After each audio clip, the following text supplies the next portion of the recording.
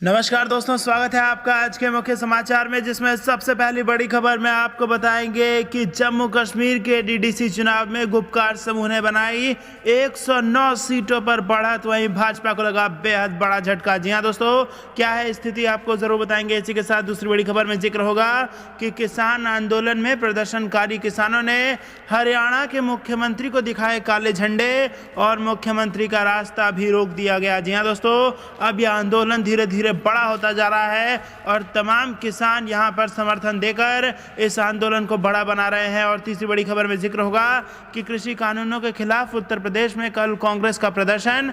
भाजपा सांसदों और विधायकों के घर दफ्तर पर बजाएंगे ताली और थाली। तो दोस्तों, हर एक खबर की गहराई में आपको ले जाएंगे, लेकिन उससे पहले अगर आप भी देश के किसानों के साथ खड़े हैं तो आप अभी इस वीडियो को लाइक कीजिए और इस लाल बटन को दबा के इस चैनल को फ्री में सब्सक्राइब करके घंटी बजाकर कमेंट में लिखिए जय हिंद। दोस्तों, रुक करते हैं तमाम बड़ी खबरों की तरफ। गुपकार समूह ने बनाई 109 सीटों पर बढ़त, जानिए पर की स्थिति। जी हां दोस्तों, जम्मू कश्मीर में पहली बार हुए जिला विकास परिषद चुनाव के मतों की गणना आज कड़ी सुरक्षा के बीच सुबह 9 बजे शुरू हुई। प्रदेश के सभी 20 जिलों में एक साथ मतगणना शुरू हुई। हर जिले में 14 सीटों की मतगणना जारी है। पहली बार कश्मीर घाटी में कुछ सीटों पर कमल खिलता दिख रहा है। वादी में बीजेपी 2 सीटें जीत चुकी है। इस बीच रुझानों में गुपकार समूह 109 सीटों पर बढ़त बना ली है, जबकि बीजेपी 65 सीटों पर आगे चल रही है और कांग्रेस 23 पर और जेकेएपी 11 सीटों पर आगे है, जबकि निर्दलीय उम्मीदवार 54 सीटों पर आगे चल रहे हैं। ईदगाह श्रीनगर से पीडीपी के रेहान परवेज को जीत नसीब हुई है, जबकि पीडीपी ने पुलवामा जिले से 7 सीटों पर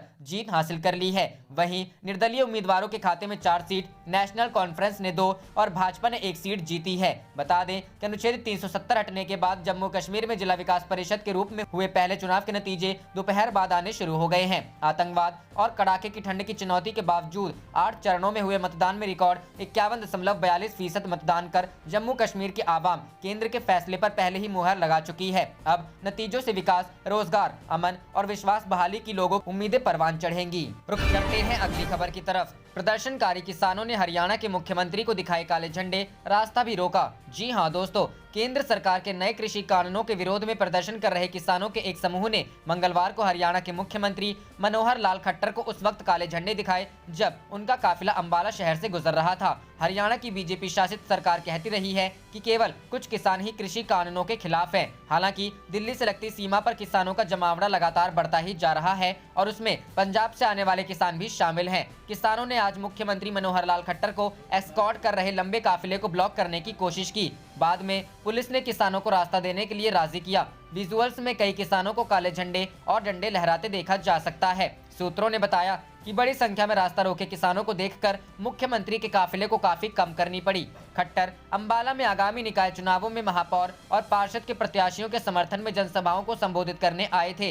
1 दिसंबर को अंबाला के ही एक गांव में किसानों के एक समूह ने केंद्रीय मंत्री रतन लाल कटारिया को काले झंडे दिखाए थे। कटारिया अंबाला से ही सांसद भी हैं। किसान और सरकार बातचीत में गतिरोध नहीं तोड़ पाए हैं। केंद्र का कहना है कि वह कानूनों में संशोधन करने के लिए तैयार है और यहां तक कि कानून के हर हिस्से पर चर्चा करने के लिए भी। हालांकि किसानों का कहना है कि वो चाहते हैं कि कानूनों को पूरी तरह वापस लिया जाए। सितंबर में पारित हुए तीनों कृषि कानूनों को केंद्र सरकार कृषि क्षेत्र में हुआ बहुत बड़ा सुधार बता रही है, जो कि बिचौलियों को खत्म कर देगा और किसान अपनी फसल देश के किसी भी हिस्से में बेच पाएंगे। हालांकि किसानों ने आशंका जताई है कि नए कानूनों से न्यूनतम समर्थन मूल्य को खत्म करने का मार्ग प्रशस्त होगा और मंडी व्यवस्था भी खत्म हो जाएगी और वो बड़ी कंपनियों के रहमो करम पर हो जाएंगे। किसान अब हरियाणा और दिल्ली की सीमा पर डटे हैं। उनके और केंद्र सरकार के बीच वार्ता का इंतजार है। रुख करते हैं अगली खबर की तरफ। कृषि कानूनों के खिलाफ यूपी में कल कांग्रेस का प्रदर्शन। बीजेपी सांसदों और विधायकों के घर दफ्तर पर बजाएंगे ताली थाली। जी हां दोस्तों, केंद्र सरकार के नए कृषि कानूनों के खिलाफ कांग्रेस बुधवार को पूरे उत्तर प्रदेश में प्रदर्शन करेगी। इस दौरान बीजेपी सांसद और विधायकों के आवास पर ताली और थाली बजाई जाएगी। गौरतलब है कि किसान संगठन कृषि कानूनों के खिलाफ लंबे समय से आंदोलन कर रहे हैं। कुछ किसान की आंदोलन के दौरान मौत भी हुई है। उत्तर प्रदेश कांग्रेस कमेटी के मीडिया संयोजक लल्लन कुमार ने कहा, कितना सब होने के बाद भी केंद्र की भारतीय जनता पार्टी की सरकार किसानों की मांगों को लगातार अनदेखा कर रही है। ऐसे में 23 दिसंबर को बुधवार के दिन किसान नेता और पूर्व प्रधानमंत्री चौधरी चरण सिंह की जयंती पर यूपी कांग्रेस कमेटी द्वारा किसान संगठनों के समर्थन में केंद्र सरकार को कुंभकर्णी नींद से जगाने के लिए प्रदेश व्यापी प्रदर्शन करने का निर्णय लिया गया है। उन्होंने कहा कि इसके तहत कांग्रेस पार्टी द्वारा प्रदेश के सभी बीजेपी के सांसदों और विधायकों के आवासों, कार्यालयों का घेराव किया जाएगा और किसान विरोधी तीनों काले कानून कृषि को वापस लिए जाने की मांग करते हुए बीजेपी के जनप्रतिनिधियों के आवास, कार्यालयों पर ताली थाली बजाकर प्रदर्शन किया जाएगा। प्रदेश कांग्रेस अध्यक्ष अजय कुमार लल्लू के निर्देश पर बुधवार को कांग्रेस के जिला और शहर कांग्रेस कमेटियों के अध्यक्षों के नेतृत्व में स्थानीय कांग्रेस जनों द्वारा क्षेत्रीय सांसदों, विधायकों के आवास, कार्यालयों पर जाकर ताली थाली बजाकर प्रदर्शन किया जाएगा। अजय कुमार लल्लू ने कहा कि केंद्र सरकार द्वारा पारित किए गए तीनों काले कृषि कानूनों को वापस लिए जाने तक कांग्रेस पार्टी संघर्ष करेगी।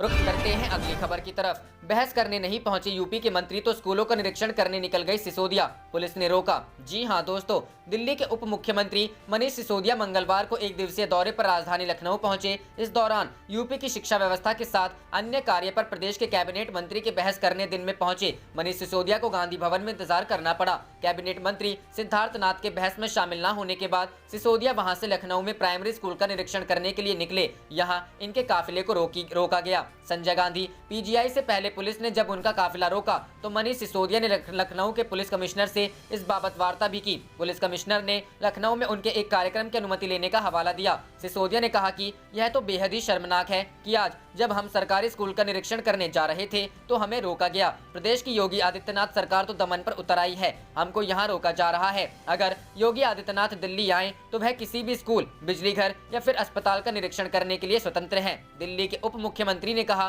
कि यूपी के मुख्यमंत्री और उनके मंत्री बीते 4 वर्ष से सिर्फ घूम ही रहे हैं। अब सिर्फ 1 वर्ष का समय बचा है। अगर 1 वर्ष में ही मुख्यमंत्री योगी आदित्यनाथ या उनके मंत्री मेहनत करें तो प्रदेश की हालत की हकीकत जान लेंगे। उन्होंने कहा यहाँ की सरकार भी दिल्ली की केजरीवाल मॉडल सरकार की तरह काम करने का प्रयास करे। उत्तर प्रदेश में भी फ्री बिजली, पानी और शिक्षा दी जाती है। सरकार को इस पर काम करना होगा, लेकिन समय बेहद कम है। सिसोदिया ने कहा कि यूपी सरकार ने दिल्ली की आबादी और उत्तर प्रदेश के स्कूली बच्चों की संख्या की तुलना की थी। अब प्रदेश की यही आबादी योगी आदित्यनाथ सरकार को बाहर करने, केजरीवाल मॉडल की सरकार बनाने को बेताब है। यहाँ की सरकार एक्सपोज होने से डर रही है। इसी कारण जगह जगह पर बंदिश लगाई जाती है। स्कूल बेदहाल है तो अस्पतालों की हालत दयनीय है। रुख करते हैं अगली खबर की तरफ। फरवरी में नहीं होगी सीबीएसई की बोर्ड परीक्षाएं, केंद्र सरकार का बड़ा फैसला। जी हां दोस्तों, केंद्र सरकार ने कोविड-19 को देखते हुए एक बड़ा फैसला लिया है। सरकार ने तय किया है कि सीबीएसई बोर्ड की परीक्षाएं जनवरी-फरवरी में नहीं कराई जाएंगी। केंद्रीय शिक्षा मंत्री रमेश पोखरियाल ने कहा कि फिलहाल जनवरी-फरवरी में होने वाली सीबीएसई की परीक्षाएं अब नहीं होंगी। परीक्षाओं पर फैसला आगे लिया जाएगा। केंद्रीय शिक्षा मंत्री डॉक्टर रमेश पोखरियाल निशंक नई दिल्ली में शिक्षा संवाद के 22वें संस्करण में शिक्षकों के साथ लाइव बातचीत कर रहे थे। इस दौरान उन्होंने ऑनलाइन शिक्षा, बोर्ड परीक्षा, प्रवेश परीक्षा, मूल्यांकन के स्वरूप, शिक्षकों की ट्रेनिंग और शिक्षा संबंधी अन्य मुद्दों पर बातचीत की। इसमें देश भर के हजारों शिक्षक शिक्षिकाएं मौजूद रहे। उन्होंने कहा, मैं हमेशा से ही शिक्षकों के साथ बातचीत करने, उनकी आशाओं और आकांक्षाओं को समझने और उनके अनुसार काम करने के लिए उत्सुक रहा हूँ। जब मैं शिक्षकों की बात करता हूँ तो मैं एक शिक्षक के रूप में अपने प्रारंभिक वर्षों की याद ताज़ा करता हूँ। मुझे याद है कि मैं और मेरे सहयोगी अपने छात्रों को सर्वश्रेष्ठ ज्ञान देने के लिए सदैव तत्पर रहते थे। उन्हें अपने जीवन में प्रगति करने देखना अभी भी एक बहुत ही खूबसूरत एहसास है। शिक्षकों में पाए जाने वाला पैशन और कंपेंशन अपर्याप्त है और यही कारण है कि एक शिक्षक अपनी भूमिका से कभी सेवानिवृत्त नहीं हो सकता। इस साल मार्च में कोरोना महामारी के व्यापक रूप से फैलने और लॉकडाउन के दौरान शिक्षण संस्थान अधिकतर समय तक बंद रहे और शैक्षिक गतिविधियां प्रभावित हुई। कई जगह ऑनलाइन कक्षाएं चलाई गई, लेकिन उसमें भी उपस्थिति कम रही। कई परीक्षाएं टालनी पड़ी और कई रद्द कर दी गई। रुख करते हैं अगली खबर की तरफ। गरीबों किसानों से सस्ती बिजली का हक छीनना चाहती है सरकार, बिजली बिल को लेकर बरसे ओवैसी। जी हाँ दोस्तों, केंद्र के 3 नए कृषि कानूनों के साथ साथ किसान बिजली कानून में प्रस्तावित संशोधन का विरोध कर रहे हैं। किसानों को डर है कि प्रस्तावित संशोधन से बिजली पर उन्हें मिलने वाली सब्सिडी खत्म हो जाएगी। विपक्ष भी बिजली कानून में संशोधन का विरोध कर रहा है। AIMIM के प्रमुख और हैदराबाद के सांसद असदुद्दीन ओवैसी ने आरोप लगाया है कि सरकार किसानों से रियायती दर पर बिजली का हक छीनना चाहती है। ओवैसी ने मंगलवार को अपने ट्वीट में लिखा, यह सरकार जो कहती है सच उसके विपरीत होता है। बिजली बिल के जरिए क्रॉस सब्सिडी से दूर करने का प्रस्ताव है। कई राज्य किसानों को मुफ्त बिजली दे रहे हैं। यह बिल इसे बदलना चाहता है और किसानों को बिजली के लिए अधिक भुगतान करवाना चाहता है। उन्होंने अगले ट्वीट में कहा, मौजूदा वक्त में गरीब परिवार रियायती दरों पर भुगतान कर रहे हैं और इसकी लागत की वसूली औद्योगिक वाणिज्यिक उपभोक्ताओं से की जा रही है। अब बीजेपी चाहती है कि किसान, गरीब लोग और अन्य घरेलू उपयोक्ता भी बड़े कारोबारियों की तरह ही भुगतान करें। दरअसल किसानों की चिंता सता रही है कि बिजली कानून में संशोधन के जरिए बिजली सब्सिडी की मौजूदा व्यवस्था में बदलाव की योजना है। सरकार ने सोमवार को कहा कि संशोधन को लेकर किसानों की चिंता का कोई कारण नहीं है। बिजली मंत्री आर.के. सिंह ने एनडीटीवी को सोमवार को बताया, बिजली संशोधन विधेयक को लेकर किसानों का डर निराधार है। बिल में किसानों को दी जाने वाली बिजली सब्सिडी की मौजूदा व्यवस्था में बदलाव का कोई प्रावधान या प्रस्ताव नहीं है। किसानों को अब की तरह मिल रही बिजली सब्सिडी मिलना जारी रहेगी। रुख करते हैं अगली खबर की तरफ। बर्फीली हवाओं से बिहार यूपी में ठंड का प्रकोप जारी। लिपुलेख में -20 डिग्री पहुंचा पारा, जम गई कुटी यंगती नदी। जी हां दोस्तों, पहाड़ों पर हुई बर्फबारी के कारण मैदानी इलाकों में ठंड बढ़ गई है। जम्मू कश्मीर तथा हिमाचल प्रदेश में अधिकतर स्थानों पर तापमान 0 से नीचे चला गया है। कश्मीर में 40 दिन तक पड़ने वाली कड़ाके की ठंड यानी चिल्लई कला की सोमवार से शुरुआत हो गई। हालांकि इस बीच घाटी के न्यूनतम तापमान में थोड़ी वृद्धि हुई है। अधिकारियों ने कहा कि 21 दिसंबर से 31 जनवरी तक शीतलहर कश्मीर को अपने आगोश में ले लेती है, जिससे इलाके में कड़ाके की ठंड पड़ती है। श्रीनगर में न्यूनतम तापमान 0 से नीचे 4 डिग्री सेल्सियस रहा। राजस्थान में न्यूनतम तापमान में बढ़ोतरी से लोगों को ठंड से थोड़ी राहत मिली है। हालांकि राज्य के एकमात्र पर्वतीय स्थल माउंट आबू में रविवार रात तापमान 0 से 2 डिग्री सेल्सियस नीचे दर्ज किया गया। मौसम विभाग के अनुसार माउंट आबू में रविवार रात न्यूनतम तापमान 0 से 2 डिग्री सेल्सियस नीचे दर्ज किया गया। पंजाब और हरियाणा में पिछले कुछ दिनों से चल रही शीतलहर की स्थिति सोमवार को भी जारी रही। चंडीगढ़ में न्यूनतम तापमान 5.8 डिग्री सेल्सियस दर्ज किया गया। पटना के मौसम विज्ञान केंद्र ने अगले 24 घंटे तक राज्य के सभी शहरों में कोल्ड डे या कोल्ड वेव का अलर्ट जारी किया है। उसके बाद के 24 घंटे भी स्थिति से ज्यादा सुधार के आसार नहीं है। पटना का अधिकतम तापमान 17.8 डिग्री दर्ज किया गया। गया का अधिकतम 20.6, भागलपुर का 21.2, जबकि पूर्णिया का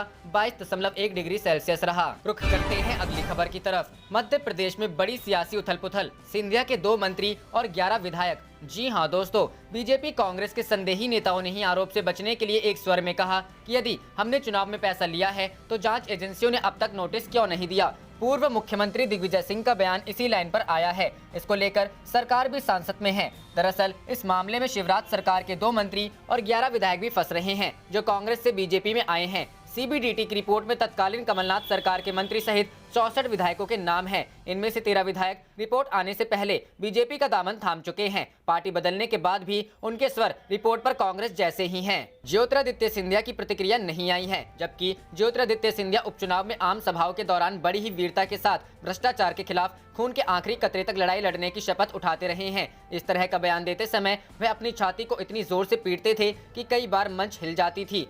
राजनीति में रुचि रखने वाले ज्योतिरादित्य सिंधिया की तरफ देख रहे हैं, क्योंकि दागियों की लिस्ट में प्रद्युमन सिंह तोमर और राज्यवर्धन सिंह दत्तीगांव के नाम भी शामिल हैं, जिन्हें ज्योतिरादित्य सिंधिया ने शिवराज सिंह सरकार में मंत्री बनवाया है। इस रिपोर्ट में सीधे तौर पर पूर्व मुख्यमंत्री कमलनाथ का नाम नहीं है, लेकिन दिग्विजय सिंह पर लोकसभा चुनाव में 90 लाख रुपए मिलने के आरोप हैं। इस पर सफाई देने दिग्विजय सिंह ने शनिवार को प्रेस कॉन्फ्रेंस बुलाई थी। उन्होंने कहा कि हर तरह की जाँच के लिए तैयार हूँ। साथ ही सवाल खड़ा किया, यह कैसी जाँच है? अभी तक मुझे एक भी नोटिस देकर बयान नहीं लिए गए। दिग्विजय जैसा ही बयान सिंधिया के कट्टर समर्थक शिवराज सरकार के मंत्री प्रद्युम्न सिंह तोमर ने दिया है। तोमर ने कहा, यदि लेन देन में हम शामिल हैं तो अब तक नोटिस क्यों नहीं दिया गया? शिवराज सरकार में उद्योग मंत्री राज्यवर्धन सिंह दत्तीगांव ने भी कहा कि आरोप झूठे हैं, हर तरह की जांच के लिए तैयार हूं। रुख करते हैं अगली खबर की तरफ। आंदोलन के समर्थन में आए बीजेपी नेता 36 नेताओं ने त्यागपत्र दे शहीद किसानों को दी श्रद्धांजलि। जी हां दोस्तों, पिछले कई दिनों से दिल्ली बॉर्डर पर कृषि कानूनों के विरोध में धरना दे रहे किसानों को पंजाब के भाजपा नेताओं ने भी समर्थन देना शुरू कर दिया है। इसके चलते किसान आंदोलन के दौरान शहीद हुए किसानों को श्रद्धांजलि भेंट करते हुए रविवार को फिरोजपुर जिले के 36 भाजपा नेताओं ने अपने पदों से त्यागपत्र देने की घोषणा की। त्यागपत्र देने वाले नेताओं ने कहा कि केंद्र सरकार द्वारा पास किए गए कृषि कानून किसान विरोधी हैं। हम सब लंबे समय से इंतजार कर रहे थे कि केंद्र सरकार इन किसान विरोधी काले कानूनों को रद्द कर देगी, मगर केंद्र सरकार किसानों के हितों को नजरअंदाज कर रही है। वे किसानों के साथ हैं और आंदोलन में उनका सहयोग करेंगे। उन्होंने प्रधानमंत्री से मांग की कि किसान विरोधी सभी काले कानून तुरंत वापस लिए जाएं।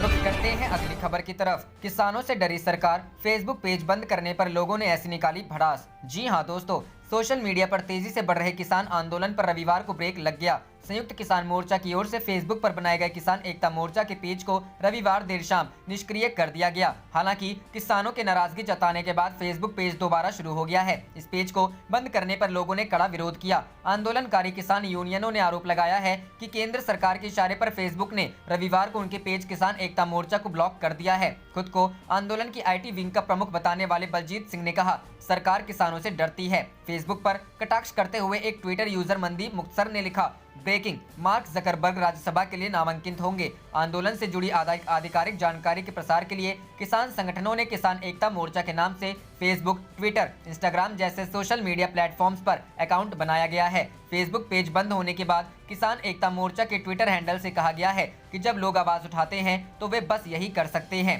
किसान एकता मोर्चा के फेसबुक पेज को अनपब्लिश किए जाने पर स्वराज अभियान के नेता योगेंद्र यादव ने भी नाराजगी जताई। उन्होंने कहा कि सरकार और मंत्रियों के बाद अब फेसबुक भी बौखला गया है। बाद में इस फेसबुक पेज को बहाल कर दिया गया। किसानों ने रविवार को सरकार को चेतावनी दी थी कि वे 25 से 27 दिसंबर के बीच हरियाणा के सभी टोल प्लाजा को फ्री कर देंगे। उन्होंने किसी भी NDA के घटक दलों का भी बहिष्कार करने का फैसला किया है। सिंघू बॉर्डर पर संयुक्त प्रेस कॉन्फ्रेंस में किसान संघों ने कहा, 27 दिसंबर को प्रधानमंत्री नरेंद्र मोदी मन की बात में बोलेंगे, लेकिन हम आप सभी से अपील करते हैं कि जब तक प्रधानमंत्री बोले आप उतनी देर तक बर्तन बजाते रहें।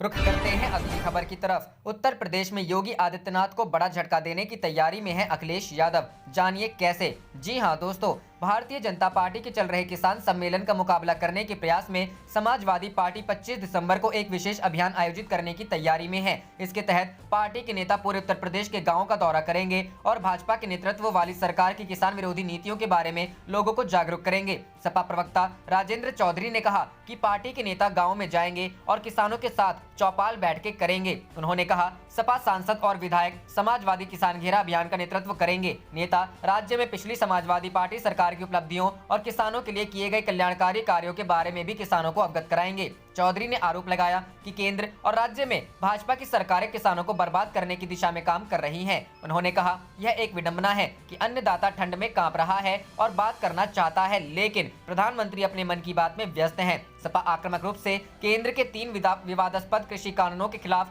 अपने आंदोलन को आगे बढ़ा रही है। सपा 7 दिसंबर से किसान यात्रा का आयोजन कर रही है, जिसमें राज्य भर में पार्टी कार्यकर्ता और नेता भाजपा की किसान विरोधी नीतियों के बारे में किसानों को जागरूक करने के लिए पैदल, साइकिल और मोटरसाइकिल पर निकल रहे हैं। पार्टी प्रवक्ता ने कहा, यह रैलियां भाजपा की किसान विरोधी नीति के खिलाफ है और प्रत्येक जिले में निकाली जा रही हैं। भाजपा राज्य भर में किसान सम्मेलन आयोजित कर रही है और सपा के नेता इन आयोजनों के माध्यम से लोगों को संबोधित कर रहे हैं ताकि विपक्ष द्वारा किए जा रहे गलत प्रचार को दूर किया जा सके। मुख्यमंत्री योगी आदित्यनाथ ने अपने सभी सार्वजनिक कार्यों में किसानों के मुद्दों को संबोधित किया है, जबकि उत्तर प्रदेश भाजपा अध्यक्ष स्वतंत्र देव सिंह भी किसान समूहों के साथ बैठकें कर रहे हैं। रुख करते हैं अगली खबर की तरफ। उत्तर प्रदेश में गायों को लेकर राजनीति, प्रियंका गांधी ने सीएम योगी आदित्यनाथ पर बोला हमला। जी हां दोस्तों, उत्तर प्रदेश में भाजपा से दो हाथ करने के लिए कांग्रेस ने हिंदू कार्ड खेलने की भाजपा की रणनीति से ही जवाब देने का फैसला किया है। इसके संकेत आज उस समय मिले जब राज्य की प्रभारी महासचिव प्रियंका गांधी ने गायों का मुद्दा उठाकर योगी सरकार पर हमला बोला। प्रियंका ने योगी के नाम लिखे पत्र में लिखा, गौ माता के शवों की तस्वीर देखकर मन विचलित है। गायों की भलाई के नाम पर गौ वंश की दुर्दशा की जा रही है। गायों को लेकर राजनीति करने वाली भाजपा को कांग्रेस मध्य प्रदेश और छत्तीसगढ़ में पहले ही जवाब दे चुकी है। प्रियंका भी उसी रास्ते पर चलकर योगी सरकार पर हमलावर हैं। प्रियंका ने छत्तीसगढ़ सरकार की गोधन न्याय योजना को उदाहरण देकर योगी आदित्यनाथ को उसका अनुसरण करने की सलाह दी है। उल्लेखनीय है कि योगी सरकार समूचे प्रदेश में गौ लेकर करोड़ों की रकम विज्ञापन पर खर्च कर चुकी है। इतना ही नहीं, गायों को हिंदू धर्म से जोड़कर प्रदेश में राजनीति का ध्रुवीकरण करने में जुटी है। कांग्रेस के प्रदेश अध्यक्ष अजय कुमार लल्लू ने साफ किया कि 2022 में विधानसभा चुनाव में कांग्रेस भाजपा को उसी रणनीति से जवाब देगी। उनका साफ कहना था कि कांग्रेस वोटों का ध्रुवीकरण तो नहीं करेगी, लेकिन भाजपा के ध्रुवीकरण की चाल को नाकाम करने के लिए हर वह कदम उठाएंगी कि हिंदू मतदाता अन्य समुदाय से अलग होने की बात ना सोच सके। उनका इशारा नरम हिंदूवाद की तरफ था, जो कांग्रेस का नया राजनीतिक हथियार होगा। प्रियंका के मुताबिक छत्तीसगढ़ सरकार की इस योजना में गौवंश संवर्धन, खेती बाड़ी को दुरुस्त करने, पर्यावरण अर्थव्यवस्था को दुरुस्त करने, नदी नालों को पुनर्जीवित करने, आवारा पशुओं की देखभाल, जैविक खाद बनाने इत्यादि के लिए कार्य किया जा रहा है। उन्होंने कहा कि कि गोधन न्याय योजना के तहत छत्तीसगढ़ सरकार ने 2 रुपए किलो गोबर खरीदने की शुरुआत की है। अभी हर महीने औसतन 15 करोड़ रुपए का गोबर खरीदा जा रहा है। कांग्रेस महासचिव ने योगी को लिखे पत्र में कहा, आप भी गौवंश की सुरक्षा और भलाई चाहते हैं, इसीलिए मैं आपको यह पत्र लिख रही हूं। मैं समझती हूं कि इन बातों से आपको अवगत कराना धार्मिक और नैतिक आधार पर मेरी जिम्मेदारी बनती है। रुक करते हैं अगली खबर की तरफ। मुंबई के शहरी इलाकों में कल से नाइट कर्फ्यू, 15 दिन ज्यादा सतर्क रहने के आदेश। जी हां दोस्तों, क्रिसमस और न्यू ईयर को देखते हुए महाराष्ट्र सरकार ने राज्य के नगर निगम क्षेत्रों में 22 दिसंबर से 5 जनवरी तक रात 11 बजे से सुबह 6 बजे तक रात्रिकालीन कर्फ्यू की घोषणा की है। मुंबई के लोगों को 15 दिन ज्यादा सतर्क रहने के आदेश दिए गए हैं। इसके अलावा ब्रिटेन में कोरोना वायरस का नया स्ट्रेन पाए जाने की खबर के बाद महाराष्ट्र सरकार विशेष एहतियात बरत रही है। महाराष्ट्र सरकार के आदेश के मुताबिक यूरोप से महाराष्ट्र में आने वाले लोगों को 14 दिन के लिए संस्थागत पृथकवास में भेजा जाएगा, जबकि दूसरे देश के लोगों को घर पर होम क्वारंटाइन किया जाएगा। इस आदेश के एक दिन पहले ही महाराष्ट्र के मुख्यमंत्री उद्धव ठाकरे ने कहा था कि राज्य में स्थिति काबू में है और उनकी सरकार की नाइट कर्फ्यू या फिर लॉकडाउन लगाने की कोई योजना नहीं है। आप देख रहे थे आपका अपना चैनल जय हिंद जय भारत।